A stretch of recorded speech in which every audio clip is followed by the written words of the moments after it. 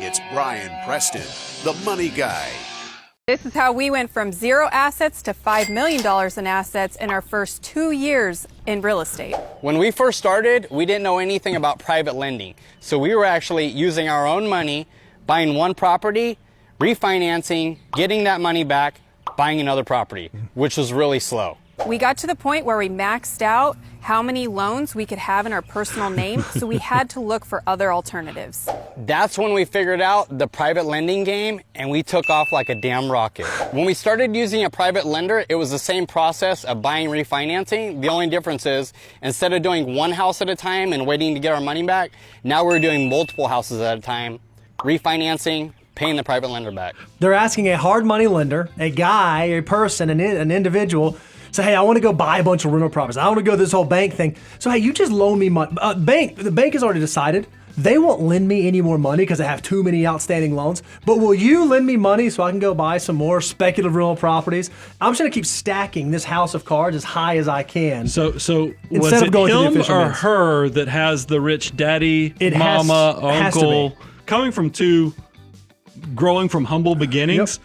I have absolutely no one in private lending I could have gone to Zero. and said, hey, got this idea. I want to go buy a bunch of rental property. And by the way, the bank has already told me I am maxed out. I can't buy any more. So will you just start loaning me money? So based upon that, do you think they really are worth $5 million, or they have $5 million of properties that are just leveraged with debt to the hilt? If you have $5 million of assets, but you have $6 million That's true. in debt, you have a negative net worth. You haven't actually gone Good anywhere. point. You have to be so careful when it comes to building wealth. There's a difference in actually being wealthy and trying to appear like you're wealthy when all you've really done is racked up debt to your eyeballs.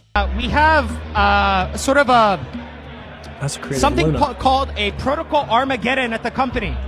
So Protocol Armageddon is that's a kill switch. When was this recorded? So whenever we feel like we're no longer in a position to be able to best serve the community, we pull the trigger and 24 hours we're gone. We burn all of our assets, we cut all of our ties, and it's nothing. Surely he's talking theoretical, because anybody who knows, that was the head lunatic. and it has a whole different meaning Are they now. actually called That's that? Is that what yes, they- that's what they call that's what they themselves, call themselves? lunatics. Because it has essentially crashed to pretty much nothing. It was over $100 at one Hold on, point. so you think that and that was a wasn't stable coin. You think that wasn't real? You think he was joking about having a kill switch? I think he was being legit right there. I think he was actually saying they've built this thing that whenever we determine that we can no longer serve our customer base, we've designed what do you call it? A protocol Armageddon, where we essentially click the big red button and it all just disappears. Could you imagine putting your money in something where a guy says, hey, don't worry, I'm going to take care of you. I got you. But if things start going south, I'm going to just hit the eject button and I'm out of here and this thing is over. So it is a Ponzi scheme more than likely, because I think that, we've seen, it doesn't matter which decade you look at. I mean, think about the mortgage collapse.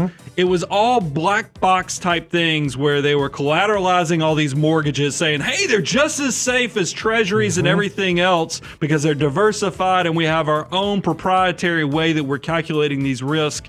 And then it collapses and we're like, what happened? It's the same thing with these stable coins. They use just enough complexity to confuse you, spin your head, and then guess what? The institutions make the money, the retail investor gets completely left holding the bag. I mean, there's so many. When I researched this collapse of Luna, I found out that there's institutions that put like 1.7 million, cashed out 170 million. Who do you think that was on the backs of? It was on the backs of a lot of the retail investors. Be careful when something sounds too good to be true.